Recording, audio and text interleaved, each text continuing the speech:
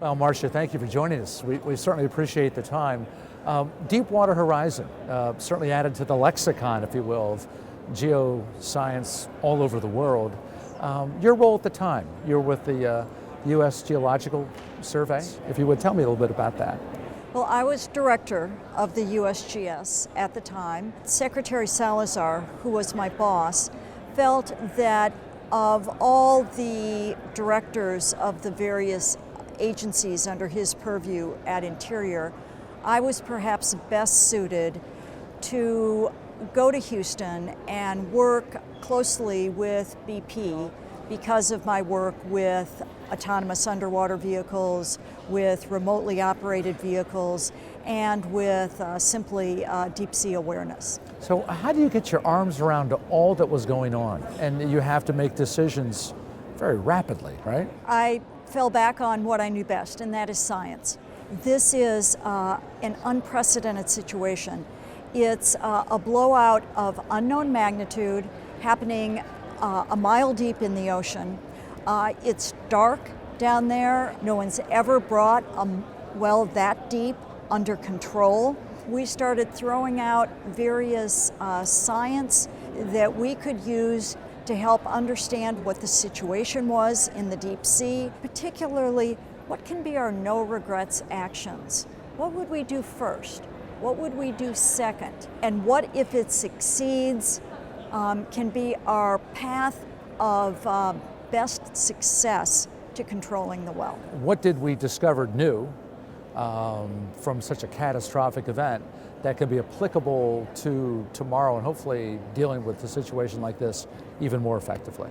One of the things we learned was, first of all, the bottomless generosity of the scientific community to drop everything they were doing to want to help.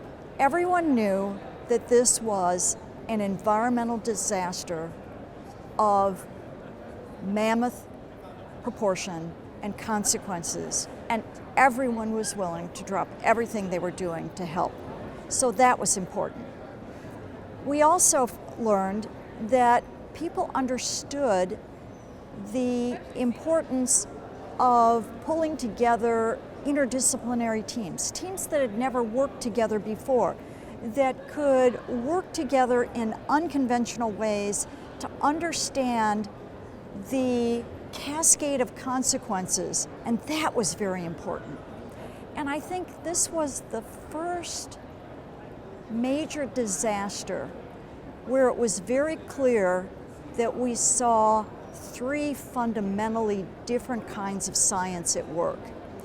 There was the actionable science, where science had to deliver on incredibly impossible timescales. Actionable science to decision makers, where the decision maker understood what the science meant to the decision and saw a clear path forward with uncertainties. A different kind of science, which was the strategic science, the science that was longer term with a whole bunch of hypotheticals, but the kind of science where you still had time to intervene to prevent that cascade of consequences, but it had huge ramifications for the long-term health of the ecosystem and the people and the economy.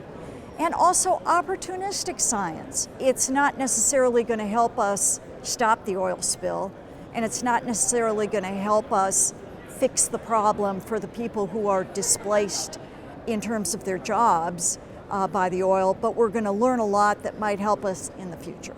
And we learned from those three different types that I think for the future, distinguishing them to the press is very important.